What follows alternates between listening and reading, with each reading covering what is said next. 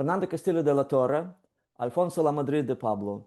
Very welcome to the Competition Exchange, a new series which I have an honor to co-host with my remarkable colleague and friend, Brook from Oxford University. And the idea of this new series is to invite top-tier specialists in academic field or in practice dealing with competition law and digital matters for amicable exchange, and yet we expect some elements of rivalry, perhaps. So we want to learn, and we obviously know that both guests are high-profile lawyers, and they are participating in this conversation exclusively in their personal capacity. So nothing they say should be attributed to the parties they represent in various high-profile cases. Or let me pass the floor to you to introduce the topic of today's conversation. Hey everyone. So today we're going to talk about Article 102, recent development in case law, and the DMA. We're going to chat about the role of the courts, how the DMA is actually being implemented in practice, and try to hear different views and perspectives. So with no further delay, let's just jump in. For the first question, and I think Fernando will start with you, if that's okay. Mm-hmm. We wanted to ask you about any trends that you see in the development of competition law enforcement across Europe. Yeah, I think one of the trends that we see is that is leading to the possible revision of regulation number one. It's this idea that competition law enforcement, it has become difficult and long for a number of reasons. The massive amount of information we have nowadays. In the good old days, you had paper versions of everything. The file was relatively thin, maybe a bit bigger. Now you have terabytes and terabytes of information. This digitization has led to massive files, issues, lots of management issues about how do you manage a file, access to file.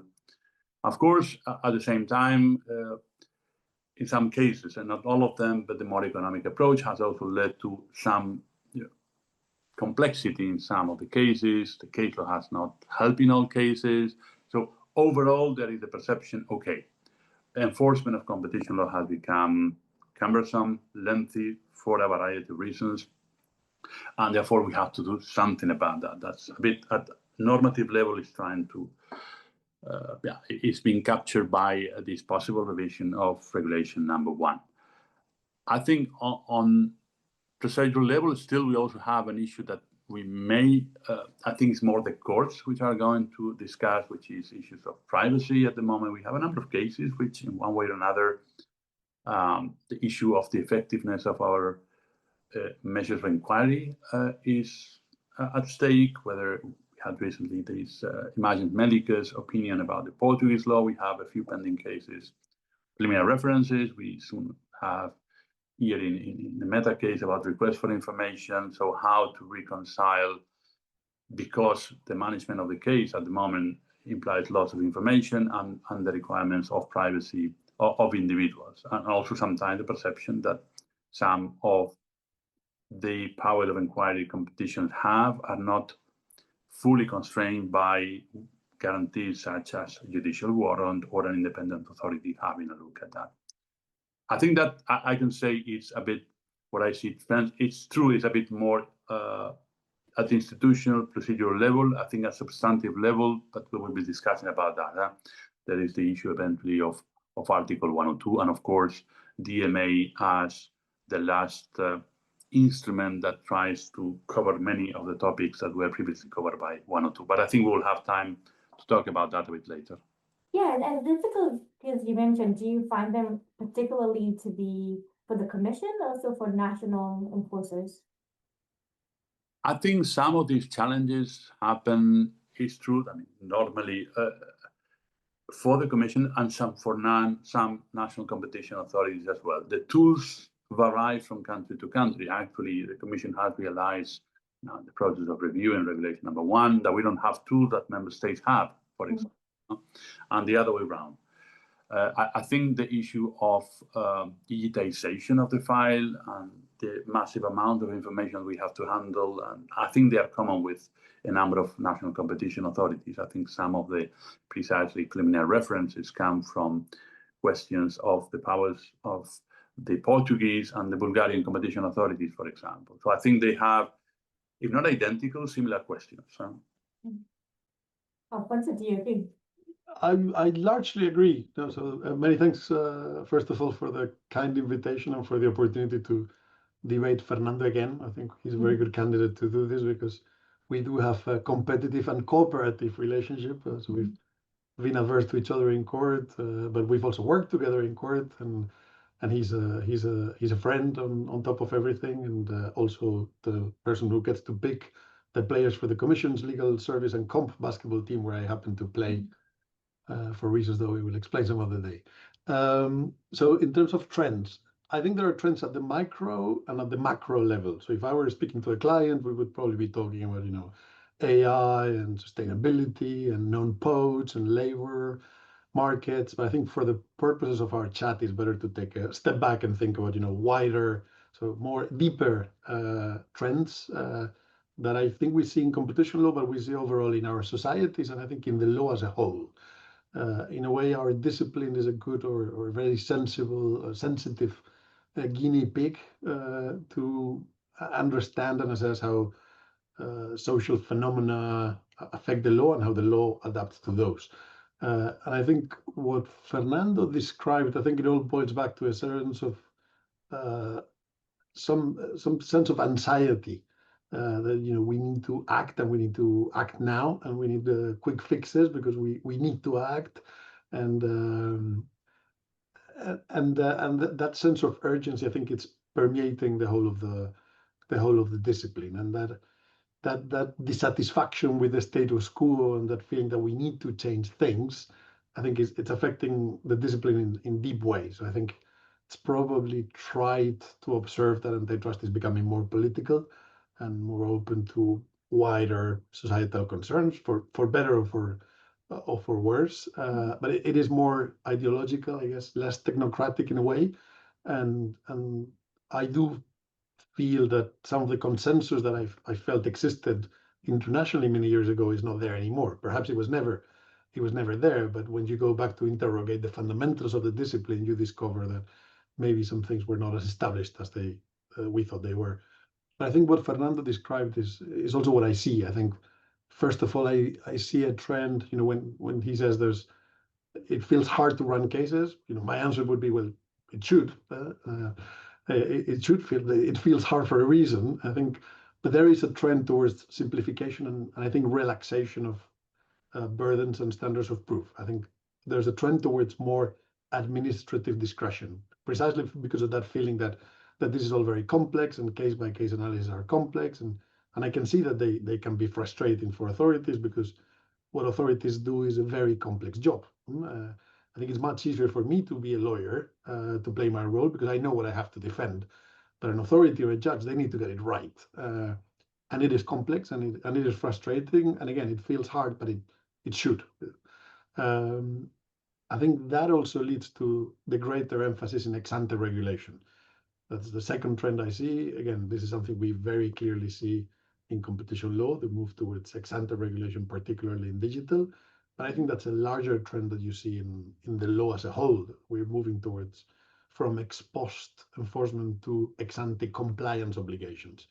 I think that's an interesting phenomenon. I think there's something else related to all of this, which is I think we're seeing more confident enforcement, and that has to do maybe with this idea of greater discretion. But I think for whatever reason, authorities now feel more emboldened to interfere with fundamental rights or with market structures. And I think that's something that did not happen before, I think, or not to the same degree. Again, for better or for worse, I'm not judging now. And a fourth one, which is one that I'm particularly concerned about, is one that Fernando also alluded to, although from a different angle, which has to do with the relaxation of procedural safeguards. So in these new instruments of DMA, DSA, foreign subsidies regulation, we have a new procedural setup, largely inspired from the one that governs antitrust proceedings, but that also incorporates changes, and I'm not sure those changes are for the better. There's a very significant relaxation of procedural safeguards concerning, for example, access to the file. And there's this perception that rights of defense are a nuisance that prevent fast enforcement, and there's technicalities that we lawyers raise to prevent effective enforcement. And I do have a problem with that. I think those procedural constraints are very important to ensure the legitimacy, the soundness, and the proper enforcement of the rules. So I think overall those are let's say the deeper trends I would see right now. Fernando, do you have something to add as we react? Yeah, maybe just on one point you raised the question of politicization of competition law. In reality, it happens every now and then. I think for over the last 25 years, I've been, an actor partly in competition law, some periods more than others. I've seen with every new commission, people want, I've heard more than one, change things, politicize less or more. At the end, I think competition law remains fairly stable throughout. It's not like in America where you have different administrations having totally different priorities. I think overall, even if commissioners, some of them may have the intention to introduce more of, politics. At the end, it's law and evidence, it's the case law, therefore the changes you can make in most of competition law are limited. Of course, there will be evolution. I think Alfonso was talking about a consensus. I'm not sure the consensus ever really existed. That's why I don't think there is so much of a change on some points. Some people wanted to see a consensus because it was in their interest to see one, but there wasn't really. The issue was never fully settled on some point. And overall, I still think that over the last 25 years, there is always a bit of evolution, but these, politics getting in the way of competition law, I'm not sure it's so much of a threat. Again, always a certain evolution, and societal perception of competition law may evolve. That's true. Okay, if I can ask you, you mentioned about the limits of the politicization, Fernando. I wanted to ask you the reasons. You have authored an amazing book, which in passing discusses this, but I wanted to ask your opinion. Is it because there is a lack of willingness to make it more instrumental, more policy-driven, or because the inner nature of competition law has such big kind of mass that there is center of gravity which moves it back towards more juristic discussions? I think it's a bit the second. I think every time you have a new actor, a new commissioner, very often you have to remind, and they realize that competition law, people go to court, is about law and evidence. You cannot do as you wish if you don't have the evidence. You cannot develop the law as you wish. You cannot say this is an abuse or this is an infringement if there is no case law supporting it. It doesn't mean that you cannot run novel cases every now and then. You need to, maybe you have a situation which has never been covered by case law, and then you have to develop. It's not that it's about not taking any risk whatsoever. But I think, indeed, there is a sort of center of gravity, law and evidence, that is going to finally imply there is more stability. Of course, there are areas of competition law where eventually it's possible to try to be more creative, because there is less case law, because there are less constraining factors historically. I don't know, you may discuss nowadays, we have the issue of sustainability, for example, to what extent, can be taken into account as a justification 101.3, 102. You have a number of elements that may still allow some degree of evolution, but let's say the core of competition law cannot change so much. And I think, for example, politicians quickly realize they cannot do as they wish if the case law and the evidence is not on their side. They cannot just prohibit a merger because they don't like it. It requires an enormous fact-finding exercise of evidence and so on. And then you will always have some close calls where the evidence is ambiguous. It can go both ways. But you cannot just do as you want, as it happens in other areas of law, because they are more normative in nature. The shaping, you have more freedom in shaping the rules. Yeah, it's really implementation. It's law enforcement at the end of the day.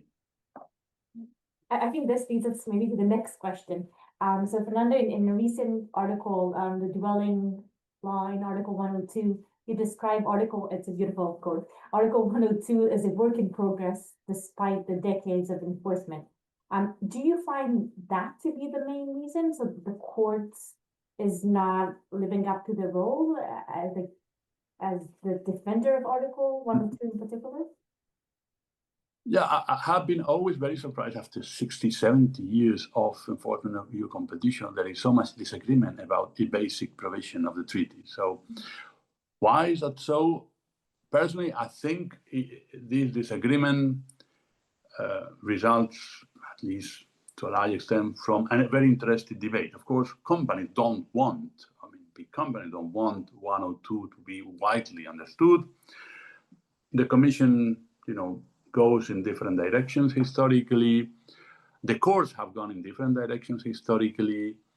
It takes a long time to stabilize the law. Why? Because we have two jurisdictions, General Court, ECJ. The General Court, you have many chambers deciding sometimes inconsistent ways, sometimes not so many consistent ways. The ECJ trying to ensure the uniformity of the law, but it takes time till the case is reached there. So yeah, it is a bit intrinsic in the nature of evolution of the law that it takes a long time. But also, I think there are some debates that go on forever, and depending on the period, there is one side that is winning, let's say, the debate. That is, in my view, not helpful. That after 60 years of EU law, we are not clear about some basic aspects of the enforcement of 102. I find it regrettable, really. Yeah, I think so. What do you think of the role of the courts, particularly against the four trends that you identified? So the simplification of competition law, the shift to ex-ante regulation, more confident of national competition authorities and the Commission, and the relaxation of procedure. Do you feel that the court is managing to respond or is responsible for those things? I do feel that they're performing well when I win a case, and I feel the opposite when I lose. So it depends on the day you ask me. But I would say generally they do. And by the way, Fernando should be very happy because he always wins the cases. You should ask him too. No, but I think their courts, as I said earlier, they have an incredibly difficult job. So they're the ones that need to preserve the legitimacy of the system. They're the ones that need to ensure that the law is predictable, consistent, stable, and they need to strike a right balance between effective enforcement on the one hand and reasonable constraints to administrative discretion on the other hand. And I think the fact that there are complaints from both sides of debates about the court being too lenient to the other side, perhaps that's a good sign that the court is doing what it should. Also, at the same time, I think that assessing judicial review just in terms of annulments or endorsements of decisions, that's too simplistic. Same when we discuss other hard stats which are easy to measure, but I think very, very misleading, or when people try to reconduct all of this to discussions about standard of review. I think it's all much more complex than that. I think you can only assess the quality of judicial review on the merits, also on a case-by-case basis, based on the pleas raised in that case, based on the facts, based on the evidence in that case. And that's something that, of course, because it's not transparent or visible to outsiders, it tends to get lost. I think the courts have done a lot in terms of clarifying the analytical framework to apply in many competition law cases. Of course, progress is always incremental, and sometimes it's meandering and doesn't always go in straight line. But I'm generally satisfied with the direction of travel, even if frustrated, or very frustrated in some occasions. But I do agree with Fernando that there are challenges, particularly in Article 102. I think the framework of analysis is much clearer in 101 cases, even in merger control cases, than in 102. I think that has to do with several peculiar features. So, like 101, Article 102 is drawn up using imprecise legal concepts, and it's for the court to develop that. But unlike in 101, Article 102 is a provision where, first of all, we don't have a tradition of hundreds of decision closing cases. So Article 101 was largely built on a very wide, on a large decisional practice by the Commission, interpreting every possible aspect of the rule, including Article 101.3, and there were many decisions applying Article 101.3, where, for example, we don't have decisions concluding that something is objectively justified, to give you one example. So we don't have that tradition. There's also an additional uncertainty that stems from having to define markets and having to identify dominance, and I mean uncertainty for companies and complexity for the Commission. There are complexities in trying to distill and understand what is competition on the merits, which will, I guess, it's a debate that will only grow in the future. And of course, it's a discipline where we have no de minimis, which also raises questions and confusion about the relevant threshold of effects. And we're also talking about situations where you start from the premise that the degree of competition in the market is already weakened by the position of the dominant company. So that often means that when you go to court, you start losing 3-0 because you've got all these factors against you. And I think for all these reasons, this is also an area of the law that is more permeable to, or that lends itself more to superficial analysis and to slogans. But again, I think the court is doing a lot, but there remains a lot to be clarified, including on very fundamental points. So we don't really have a clear standard of what is foreclosure, what is the relevant threshold of effects in Article 102 case, which is the bottom line, is what you need to prove in every single case. We don't really know what that is. There have been other. I think to be true both the traditional and digital markets, or mostly the digital markets. Sorry? Do you find it to be true? So the uncertainty and the questions, do you find it to be connected to the fact that Article 102 is reinforced in digital markets, or to all type of case law, all type of markets? No, I think there's a bit of an element about big cases making bad law. I have seen that where you have some judgments that are, I think, largely explained by who were the companies at issue. And those create precedents that other companies have to live with. I don't think digital poses so many novelties. I think it poses the same issues we've always faced in terms of scale, in many different respects, even in terms of market shares. There's always this debate about large tech players having very high market shares, but you go back to the case law, and Fernando maybe knows the figures by heart, but you've got many cases with market shares over 90% or 100%, or public monopolies, statutory monopolies, where entry was impossible. So you've got Tomra, Telefonica, Deutsche Telekom, you've got Post Denmark, all of those cases. By the way, in some of them, let's say Post Denmark, for example, those were the cases where the court said you need to run a proper effects analysis, etc.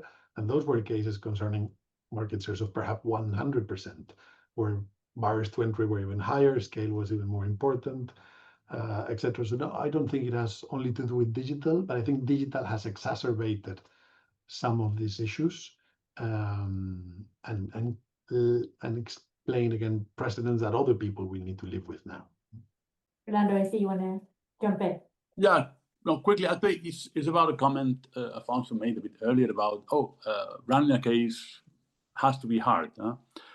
When I was, I'm not sure about that. I mean, I agree that the standard of proof has to be high. I mean, I don't have a problem with the presumption of innocence in case of doubt, to the benefit of the accused. I think you impose large fines and it's logical. But then what you have to prove to the required standard is subject of debate. You may have, and in cartel cases, it's fairly simple. Fairly simple in the sense, basically, you have meetings where you discuss certain things. You don't have to worry about effects, about complex counterfactuals, market analysis, and so on. So it doesn't have to be hard. I think there is some people who think it has to be hard because obviously it's going to be then more difficult to apply competition law. So it is hard in the sense that high bar standard proof, yes.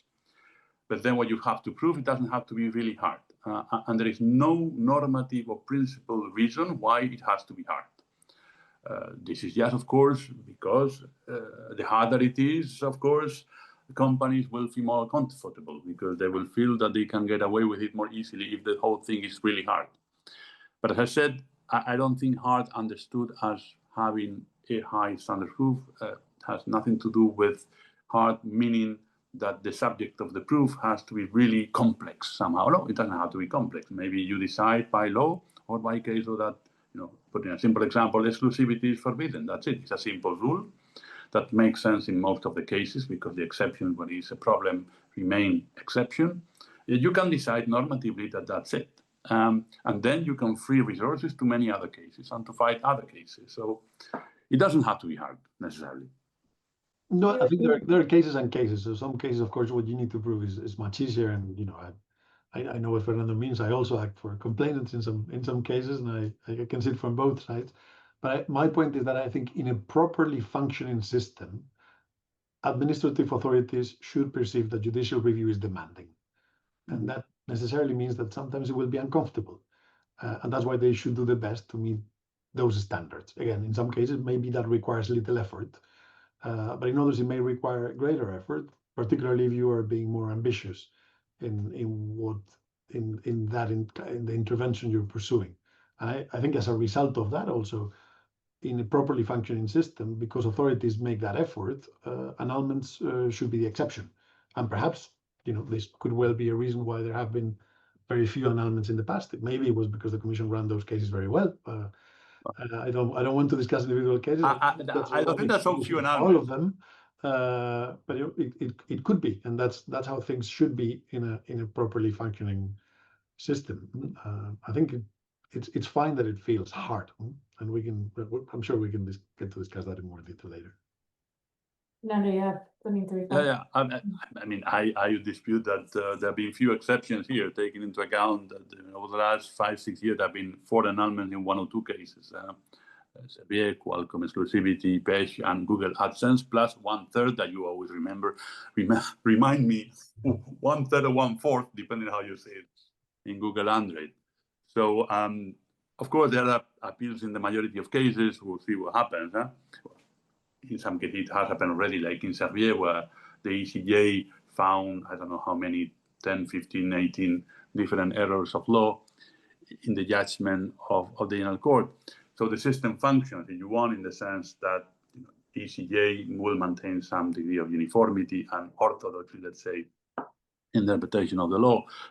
But yeah, you cannot say that over the last years, annulments remain the exception. I mean, I didn't say they have become the rule in 1 or 2, but certainly it's almost 50-50. We will see what comes out of the appeals. Of course, I'm talking about basically General Court, which, as I said, is a different type of animal. I certainly agree judicial review as a whole is working, but then you have eventually individual disagreements with specific cases, but then in theory, the system has this appeal review that would allow eventually to ensure the consistency overall. But I think to qualify the data, you can correct me if I'm wrong, but I think annulment fully and definitive, it's only one case, Qualcomm. Fully and definitive Qualcomm exclusivity, yes. And that's the only one that is because the Commission did not appeal. So there's two. But that is, again, this is a case where there was no appeal because the grounds for annulment by the court were numerous, procedural and substantive. Honestly, very personally, again, we're talking here in a personal capacity, the substantive issues in that judgment are, to me, very problematic. But of course, we have the procedural issue. That was mainly the most serious one. Therefore, at the end of the day, the decision was taken not to appeal. It was too complicated. As you know, to win an appeal, you have to win on all points and so on, so it becomes very complicated.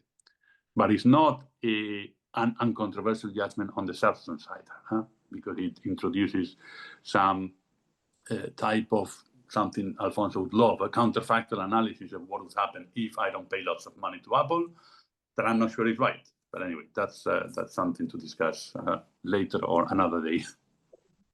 Alfonso, and going back to your point about politicization, do you find the courts will be the solution against politicization, so defending increasing discretion or wrong reasons to take up cases?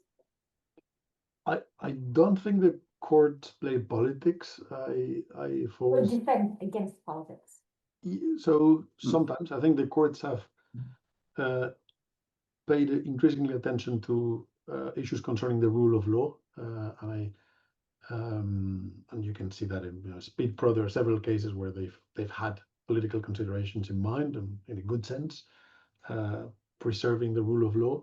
I think getting the balance right between trusting the commission and giving some degree of deference, which may be justified in some cases, and combining that with what I refer to as reasonable constraints on discretion, that is very hard to do. And again, that's something you do on a case-by-case basis. I do think that the influence of politics is greater at the administrative level than we discussed earlier for various reasons. I think one of them, for example, and this is to respond to something Fernando was mentioning earlier, the shift towards regulation, of course, that opens the door to politics, because it means that the complexity that authorities and smart, prepared people with decades of training like Fernando were doing themselves is now displaced, and the burden shifts to the legislator. So it's now the legislator who we are supposed to trust to be running all these trade-offs and to be striking those balances. I'm not sure, judging by what I've seen and how some of the sausages were made in the new regulatory tools that we have, that the legislator did that job. Now, to what extent should courts control that? I think it's much easier for the courts to control that discretion when exercised by the commission than to do it when it comes to the legislator, because we get into a tricky area when courts start to controlling legislative choices. But that may be perhaps required in the future. I think that would be a test to the EU courts, the extent to which they're able to control that. And in a way, they've done this resorting to, I think it's a similar method of review for antitrust cases and for legislative choices, which is this, what President Leonard has sometimes called process-oriented review. So, which essentially is akin to saying we will not interfere with the substantive choices and determinations made by authorities, and even more so legislators. But in order to have that trust, they need to show that they've considered all relevant elements to judge or to take a decision regarding a complex situation. So if you can prove that you've considered everything and you've come to a conclusion, then the courts will be ready to validate it. But in exchange for that trust, they require that thorough assessment. I think that's probably right when it comes to controlling legislative choices.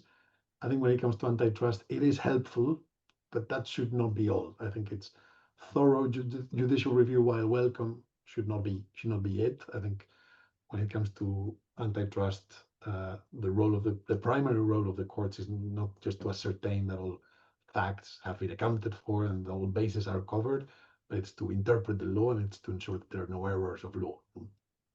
Fernando? Yeah, very quickly. I think indeed that the judges don't play politics, and that, I mean, coming from someone like me who is advising decision makers and politicians, it's really a guarantee that there will be a limited degree of politicization. You never guarantee 100%, of course, but I think in internal discussions, the fact that a decision can be annulled, that the judges in Luxembourg are not going to be impressed by political arguments and things like that, but they are going to have a look at the law and the evidence, is certainly, I think, a very, very important guarantee that the rule of law, or let's say too much politicization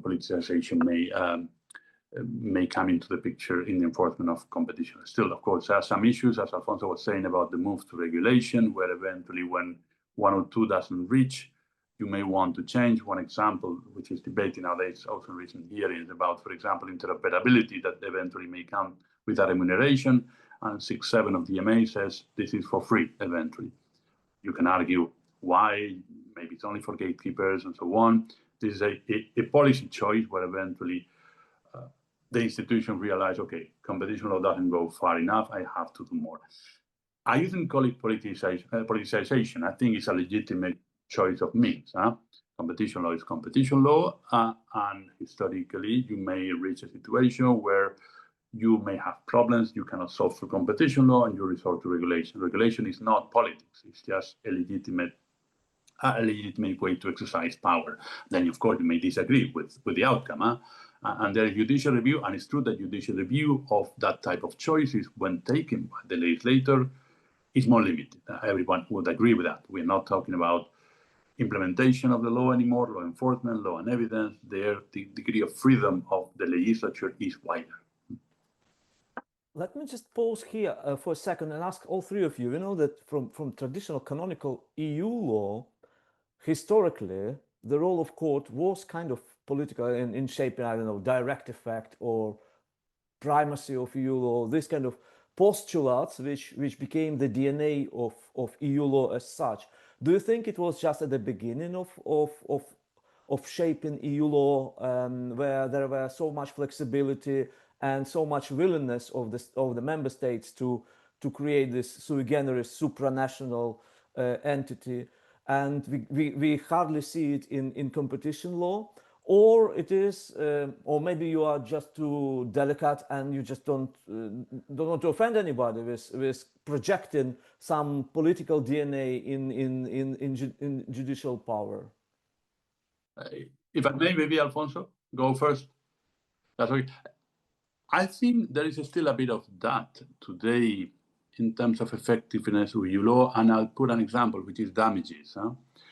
If one follows a bit the case over the last 10 years, sees the Commission's position and the judges' position, the judges, by and large, have gone even, in most cases, beyond the Commission position on some points.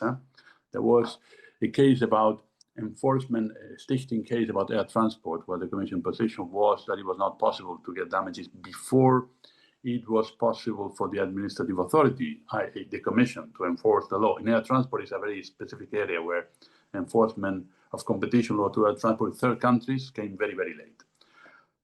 We relied on older case law. The court didn't follow us and said that it was possible to claim damages even before it was possible for the administrative authority to enforce competition law.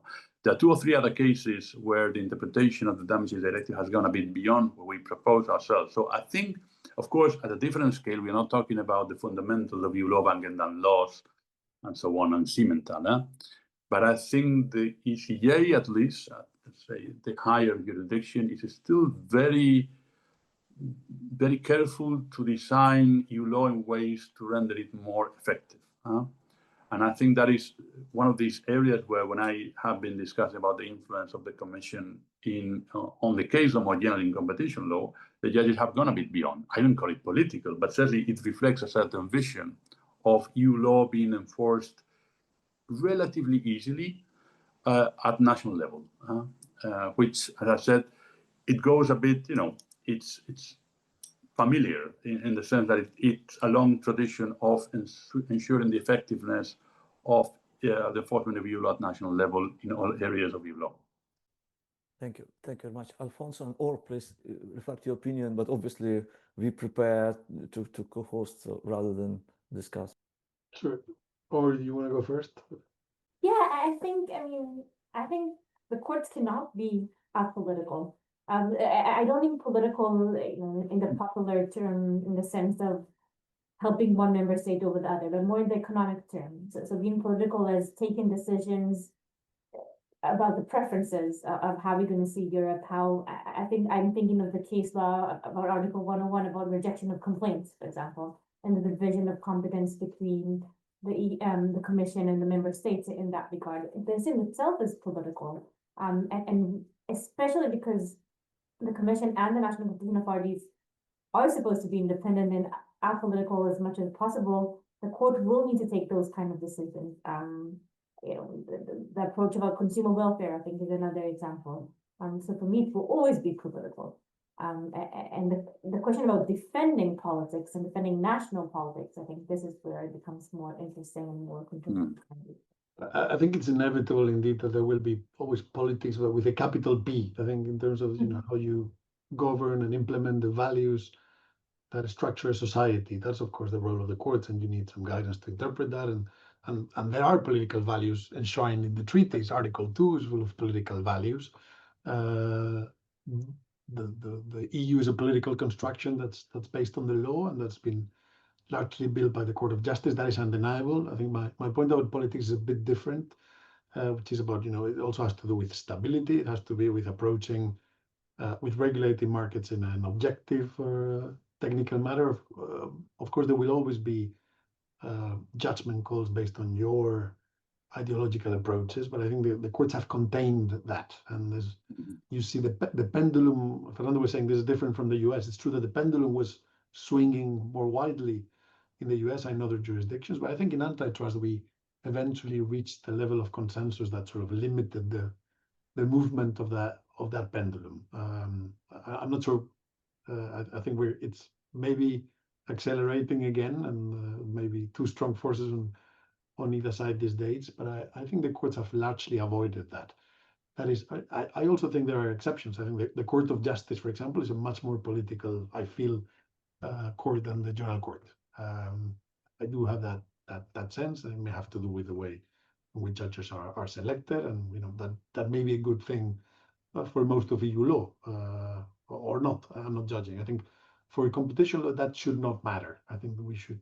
That's my point. I remember a long time ago, I think it was in 2013, I wrote an article about antitrust and the political center, trying to develop these ideas and why, trying to approach antitrust from ideological preconceptions was a sign of legal hemiplegia. I thought that we had arrived to a sort of end of history for antitrust, and that certainly was wrong. Well, 2013, I think we all been of this view, most of us at least. We have two very important issues to be addressed, 102 guidelines and the DMA. But before reverting to these tectonic matters, just to finish with the more theoretical issues, I wanted to ask you about the role of formalism in Article 102. We know that it's a decent tradition in legal theory, which has been used pretty much pejoratively in the area of competition law when we label, I think mainly it started by the economist side of the bubble. When we talk about formalism, we say that it's a kind of narrow-minded, one-dimensional black letter perception by lawyers. Then we transpose it to economic formalism in 102. So it's being used in different trajectories and different discussions. Maybe we can start with you, Alfonso, for a change.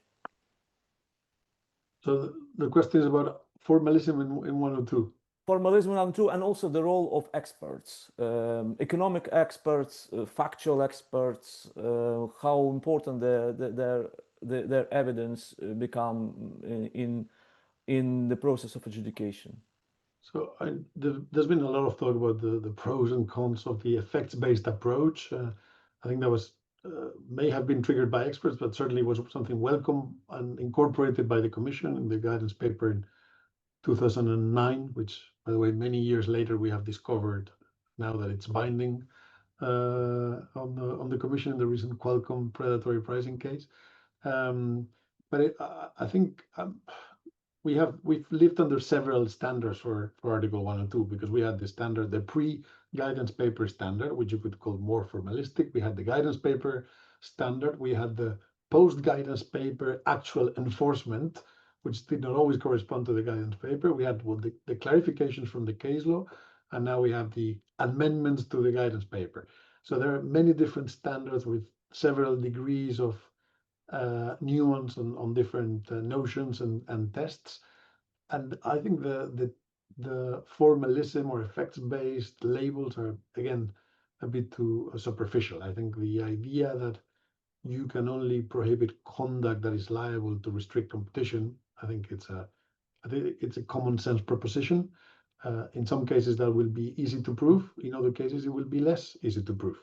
So for example, the idea that you need to assess coverage before coming to a conclusion that a practice may lead to foreclosure, is that that's part of the effects-based approach.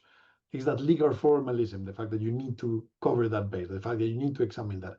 I don't think so. In my mind, this is you need to have stable analytical framework, and you can call that formalism if you wish, but I think it's about a stability in concepts and requirements. And very often effects-based and legal requirements should go and can go hand in hand. I don't think they're necessarily opposed to each other. I think good economics should inform those rules, and this case is one of them. And this is, I'm using this example because this is something Fernando and I have debated before. Do you need to assess coverage? Is that too formalistic to always require the use of coverage? In my mind, you may label it as formalistic, but again, if you don't do that, how can you assess the impact of a given practice in a given relevant market? That's, in my mind, that's not formalism, just a common sense requirement. Thank you, Alfonso. Fernando? Yeah, quickly on this one, I think formalism is always associated with something like very negative. I think some degree of formalism in the sense of thinking by categories and shortcuts is inherent in the law. There is nothing wrong with that. But whenever the Commission has tried to rely on primarily, this is some type of behavior with these features, it has been criticized for being formalistic. I think somehow it is inherent in the nature of the law. You cannot just examine a factual scenario without thinking in terms of categories. What, this, in which box am I going to analyze this, for example? Is this exclusivity? Is this margin squeeze? Is this this will be formal in the sense that it will the form of the behavior. And yes, it is true, as Alfonso was saying, that nowadays, the sort of high-level agreement exists in the sense, it's also in the case law, that when the conduct is capable, liable to restrict competition, that's the test, sure. But then when you go into the nitty-gritty, how do you prove that? Then you start having lots of disagreement. Is coverage necessary? How much is necessary to do this? Is necessary to do that? And it's not easy. I mean, we have this judgment last year, Google AdSense, for example, where everything was fine except one element where the court found, but we have not sufficiently examined it. On the basis of previous case law, we claimed that it was not necessary to examine it, and then they found that it was necessary to examine it. Is it formalistic? Is it effects-based? Well, I mean, to me, relying on previous case law shouldn't be formalistic. It should be normally case law, and judgments are there to state what the law is. They make normative statements, so they normally define what the conduct is forbidden. It can't be that for every single case I need to start as if I was running the case without knowing anything about the world. It's a sort of what I call cognitive tabula rasa. So necessarily there'll be some degree of categories, types of behavior that will be subject to different tests, and that's not formalism. Yeah. I think two nuances. I think on formalism, I think it goes, Fernando has often referred to this notion of ticking boxes formalism, which is also what he's describing now, that the Commission is required to tick all the boxes, cover all bases, as I said earlier. I don't think that's sufficient to ensure proper judicial review, but I don't think that's a bad thing. I think it's necessary to counterbalance. Of course, it has to be reasonable, no? But I think it's necessary to counterbalance the Commission's margin of appreciation when regards to complex economic assessment. And in fact, all this case law stems from the Tetra Laval standard of need to consider all the evidence capable, whether the evidence, the Commission has considered all the evidence that's necessary to assess a complex situation. So I think that the burden of carrying a thorough analysis, again, that's a good thing, and it's a necessary counterbalance that we can accept if we also accept that the Commission has some margin of discretion when it comes to those complex economic analysis. Now, I think more than asking, we often ask ourselves about what formalism means. I'm more interested in the question of what we mean, what do we talk about when we talk about effects? Because again, as I mentioned earlier, I think that's the bottom line to every case. You need to show that conduct is at least capable of, in one or two, of leading to those anti-competitive effects, and we still don't know what an effect is. So you've got recent case law saying that you've got two criterion. I'm not necessarily sure that's a helpful clarification. So competition on the merits on the one hand, and capability to foreclose or to have exclusionary effects on the other hand. But what I see in some cases, and even in the draft guidelines, is an interpretation whereby anything that is not competition on the merits is necessarily liable to have anti-competitive effects. And I think that cannot be true, because if that is true, then you're emptying one of the filters, or the filter of exclusionary effects would be rendered meaningless. And I think that's a real issue, because the moment if we accept that interpretation of effects, then Article 102 turns into a simple, well, not simple, a complex debate of whether something is competition on the merits or not. And when no one knows really what competition on the merits is, I don't think that's the ideal direction of travel for the discipline. Fernando. Yeah. No, very quickly on one point, Alfonso mentioned about ticking boxes and formalism. I mean, ticking boxes, what I call ticking boxes, is more formalism in the judicial review.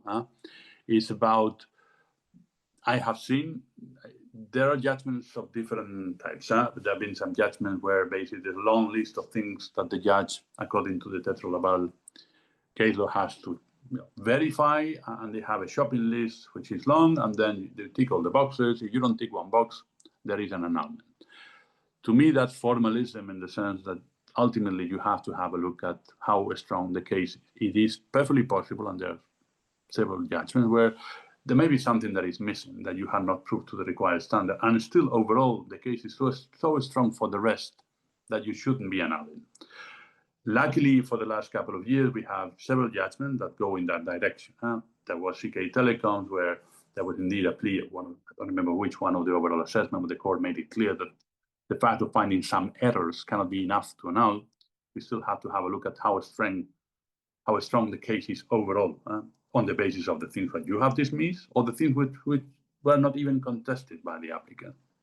There is also Orlen judgment saying that not any error is a manifest error or is important enough to annul.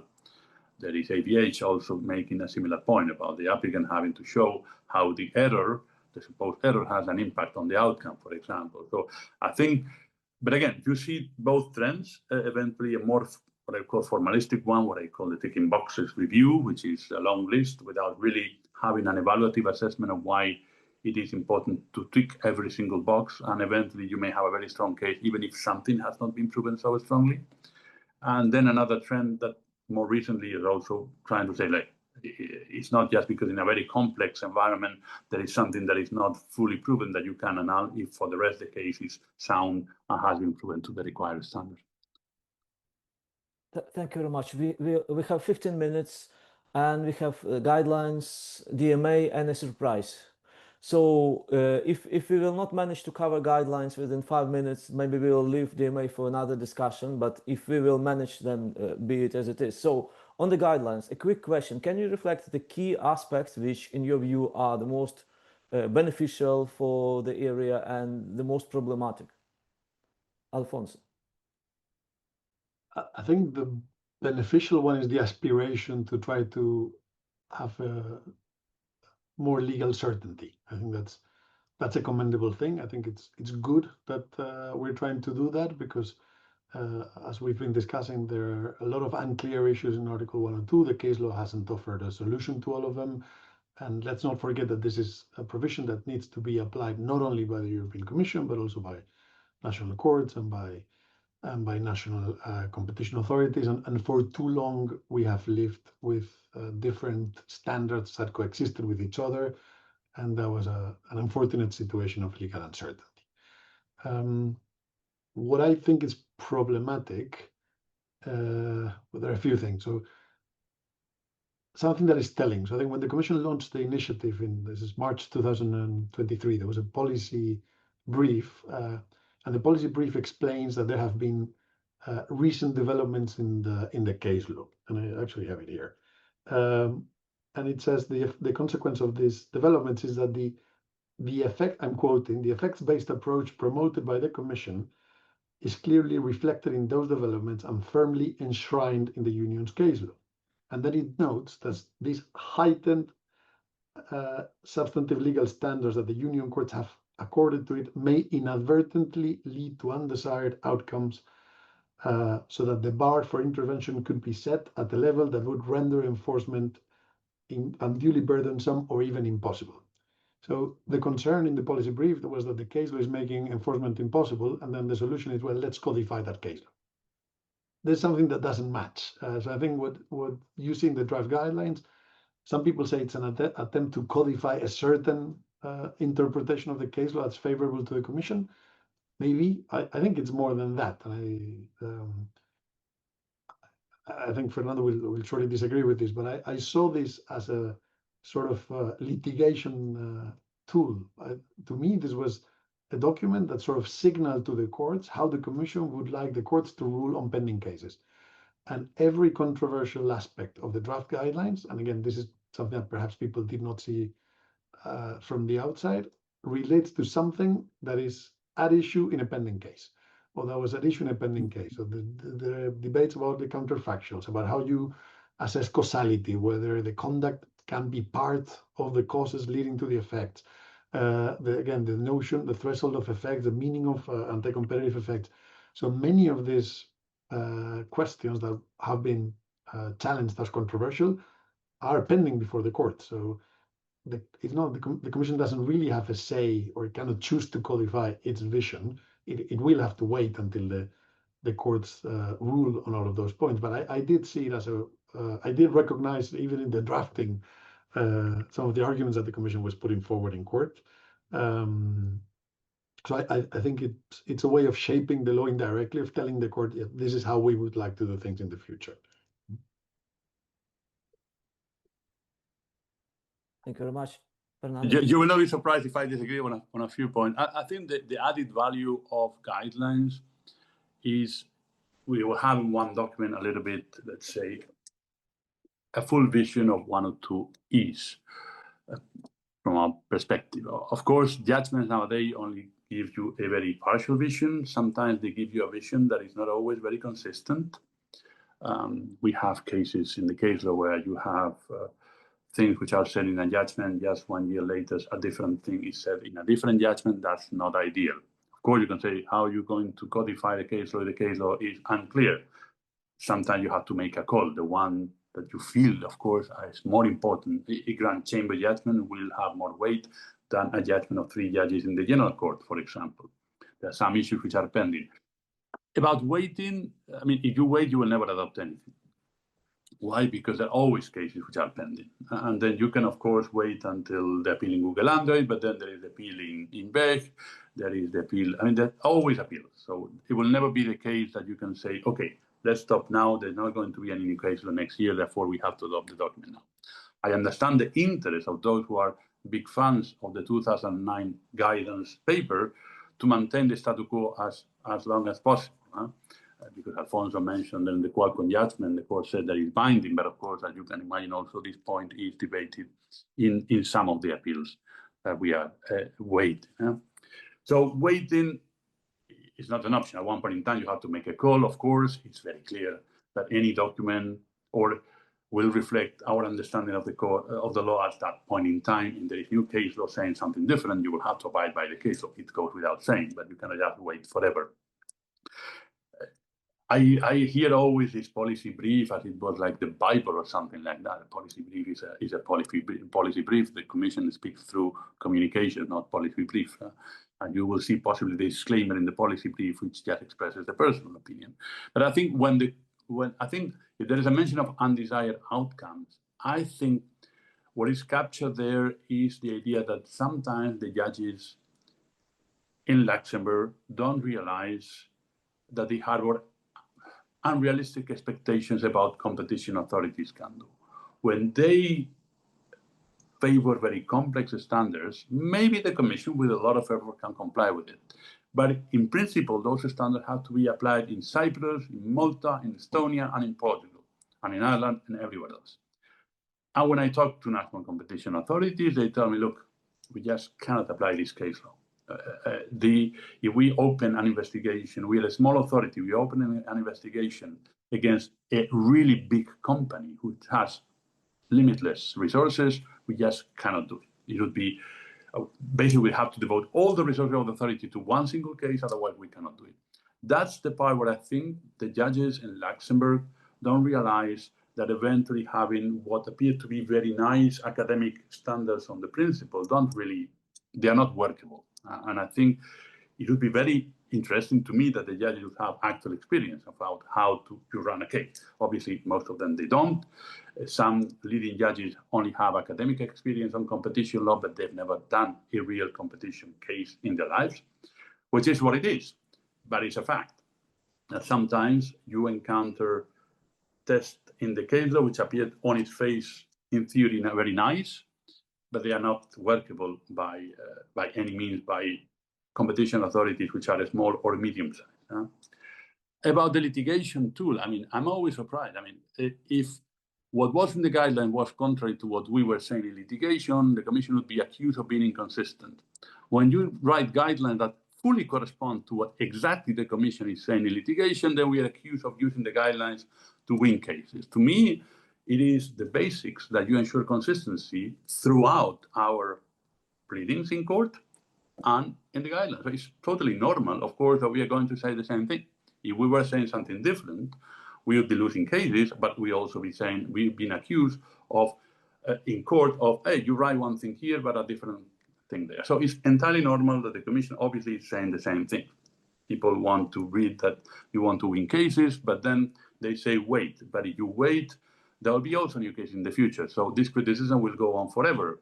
And I think the agenda of this criticism is to try to maintain the status quo as long as possible, whereby the guidance of 2009 is kept for as long as possible, even if it's amended and so on, so that this is exercise of trying to codify in its own way the case law is delayed as much as possible. Of course, this guideline will not satisfy everyone.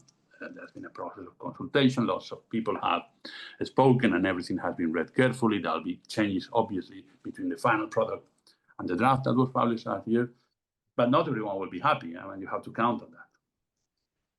I think a couple of very quick reactions. I don't think there's an agenda for or any interest in keeping the 2009 guidelines in place. It's not that they have made much of a difference to favor anyone. I don't think they've prevented enforcement in any way. The Commission has been bolder than ever, or in applying or in disapplying the guidance paper. And I do fully understand, and Fernando is right to say that the Commission has pursued the same agenda in these communications as in court cases, or advanced the same arguments, and the position is consistent. And I'm not saying that's illegitimate. I'm just flagging that that's something I don't think that many people have realized, but I think it's natural indeed that the Commission has the same position, or it's advancing the same interpretation in both.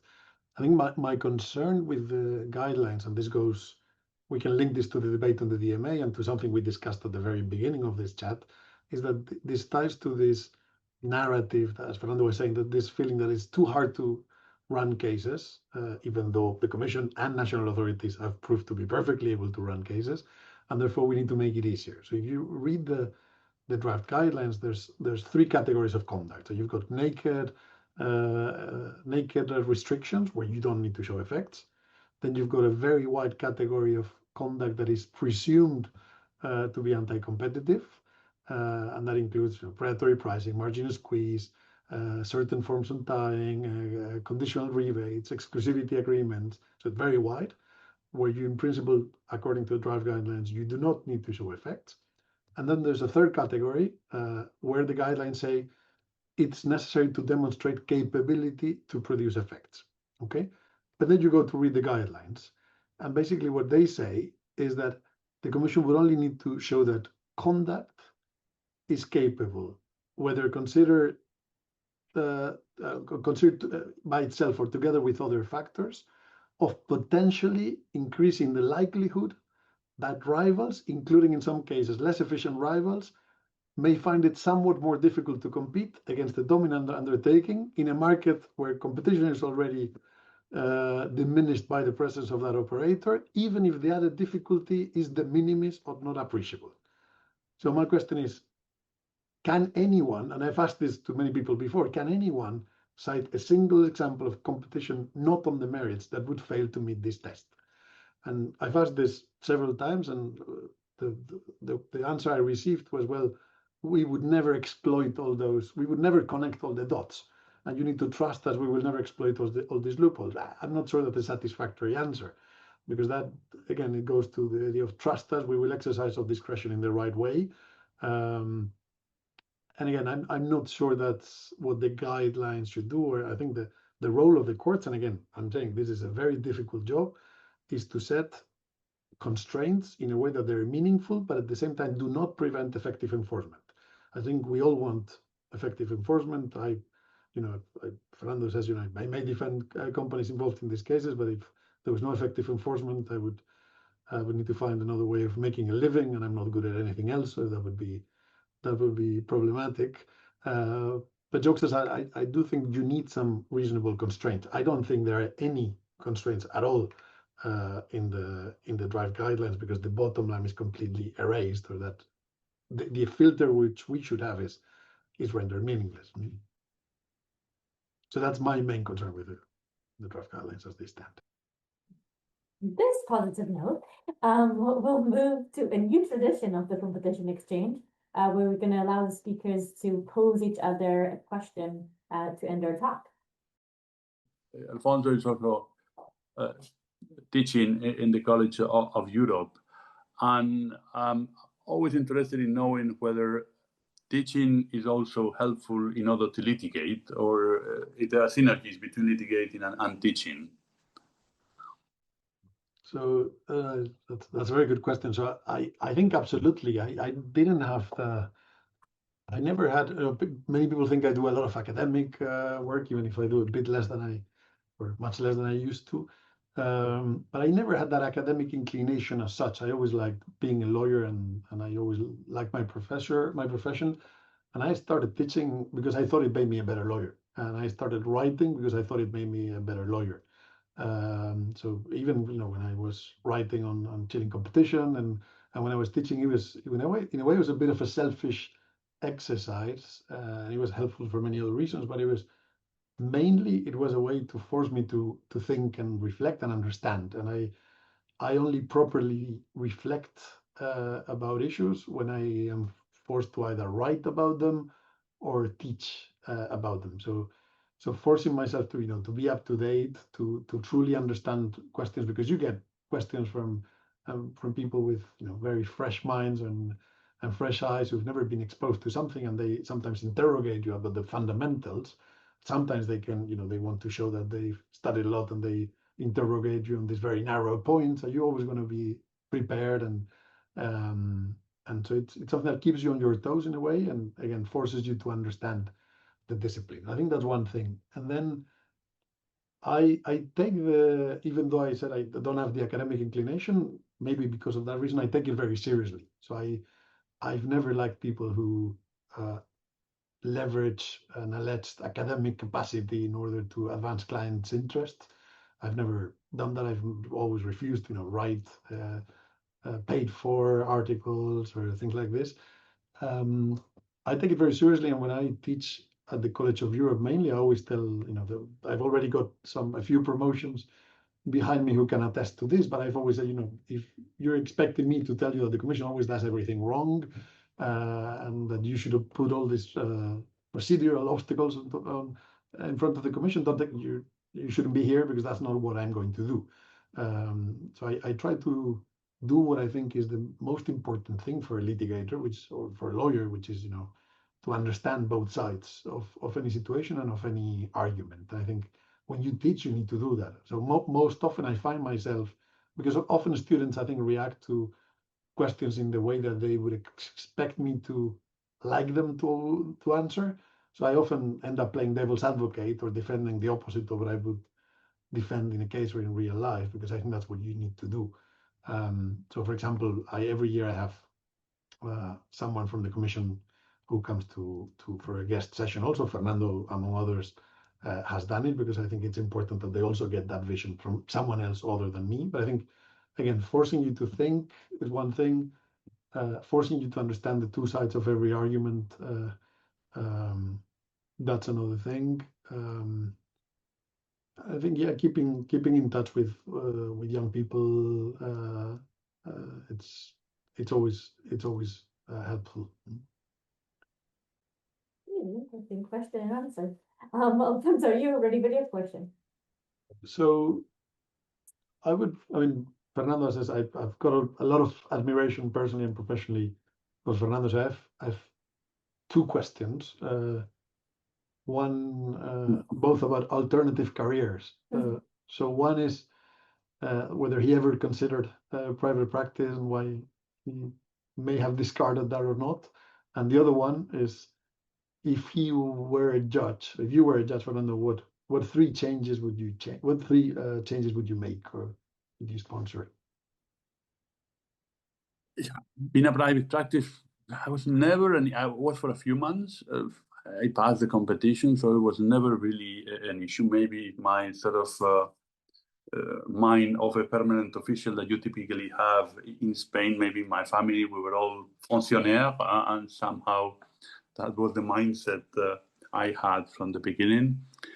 I think it would be difficult for me personally because I know friends who are in law firms, you know, the clients, the constraints, etc. I think as a public official, you may eventually have, you know, the freedoms. You can still have a very interesting work, go to court, litigate without some of the constraints that you may eventually have in a law firm.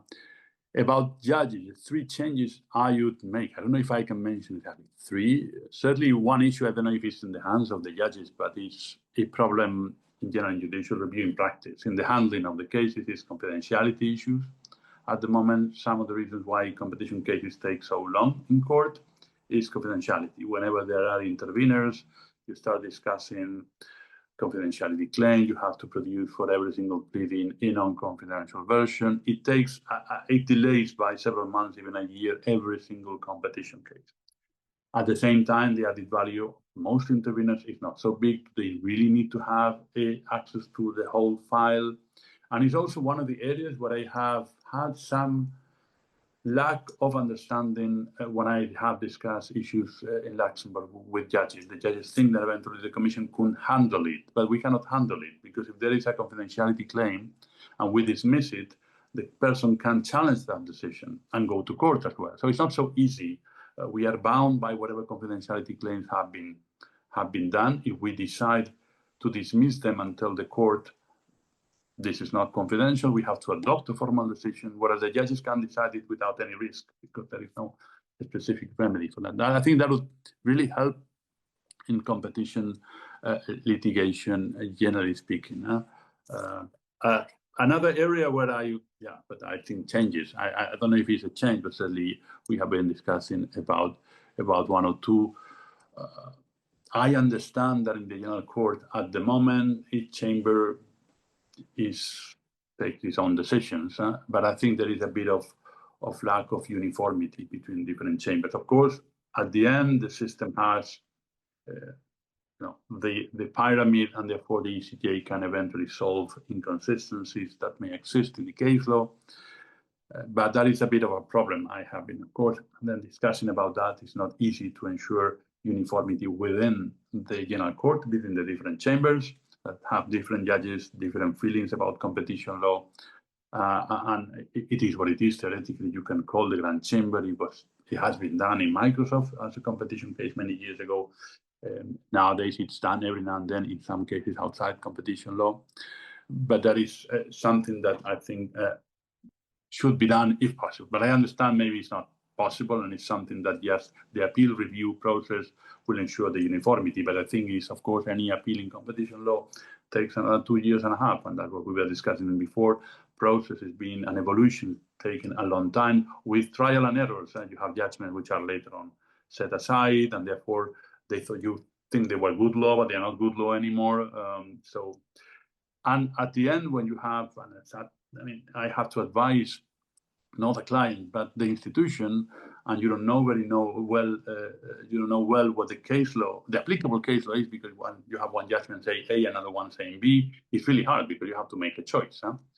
And then, of course, you make a choice and you think B is the right answer. You defend it in court and you put it in guidelines, and then you're accused of trying to win cases. Anyway, that's another matter. Alfonso Lamadrid de Pablo, Fernando Castillo de la Torre, thank you very much indeed for sharing your great ideas with all of us. And I'm also very grateful to Brook for making this deep and engaged discussion also very interesting and competent. It was a real pleasure. Thank you. Thank you, everyone. Thank you.